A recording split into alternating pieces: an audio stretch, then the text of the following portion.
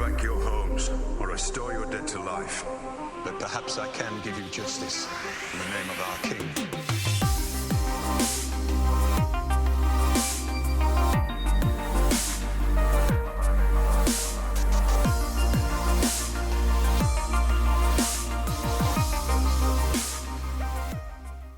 Hey everyone, today I want to answer a few questions that I've been receiving about Game of Thrones.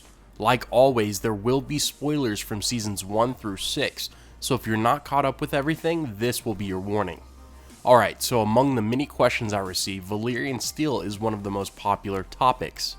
The first question is, in other videos you've often mentioned that the knowledge of how to reforge Valyrian Steel was lost years ago, but in both the books and the show, Tywin has ice reforged into Widow's Well and Oathkeeper.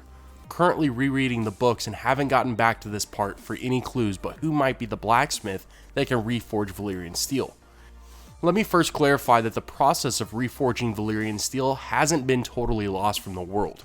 There's only a few blacksmiths alive that are capable of correctly reworking the steel. Now to do that, you have to have Valyrian Steel on hand.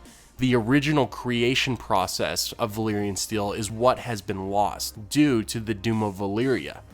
And then as for who can rework Valyrian Steel, listen to what Tywin has to say in episode 1 of season 4. Looks fresh forged. It is. No one's made a Valyrian steel sword since the Doom of Valyria. There are 3 living smiths who know how to rework Valyrian steel. The finest of them was in Volantis.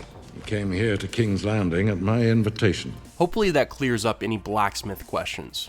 Okay, next is, can you do a video on Shae the prostitute? I'm rewatching the full show and it doesn't make sense what happened at Tyrion's trial. Number 1, did Shae ever get on the boat when escorted by Bronn? Number 2, if she did get on the boat, who brought her back? And number 3, I know that Shae was upset with Tyrion, but she seemed to completely change her script when testified against him. Was she simply paid off, or was she a traitor all along? So, starting with your first question, we don't really know if Shae decided to stay on her own, or if someone like Varys or Cersei caught her, or even paid her off for the trial. I've always thought that while Shae was Sansa's handmaiden, she was too close to danger by basically standing in the view of the Lannisters. With all the various spies and scheming nobles in the Red Keep, I was always pretty confident that a few others knew about Shae and Tyrion.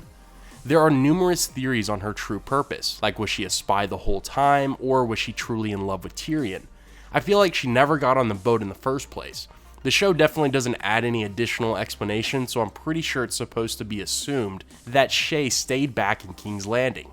And you're right, she did completely change directions when she testified in trial. At that point, Tywin, Cersei, and anyone else involved had knowledge of her relationship with Tyrion. I could easily see someone like Tywin bringing her into his quarters and demanding her to testify in court, or she would be subject to execution or thrown in the black cells.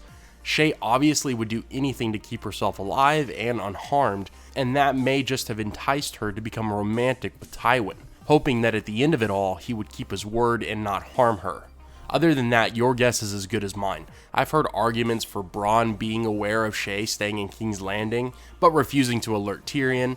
I've also heard that Shae was a spy from the beginning, working for either Tywin, Cersei, or someone else in the court, so that Tyrion could be watched closely. Let me know what you guys think about Shae.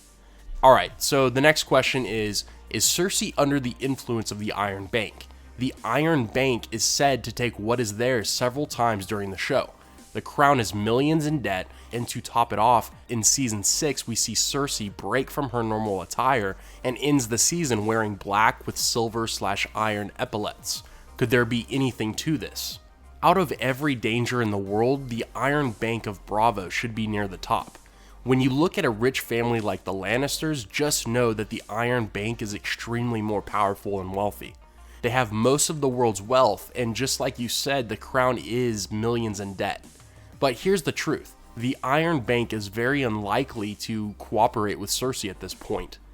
The Lannisters have funded much of the crown's expenses, to the point where Tywin even admits that they need the Tyrells' money to stay afloat.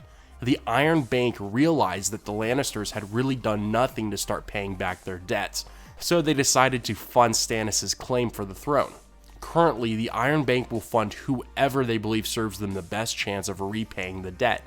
That's why it seems less and less viable for the bank to continue funding the crown under Cersei's rule. She ended season 6 wearing clothes much like her late father before her. Remember Tywin's dark clothes? They are virtually the same as Cersei's garments in the final episode. I don't believe Cersei is under the influence of the bank. If anything, we might see the Iron Bank interfere with the upcoming battle for the Iron Throne.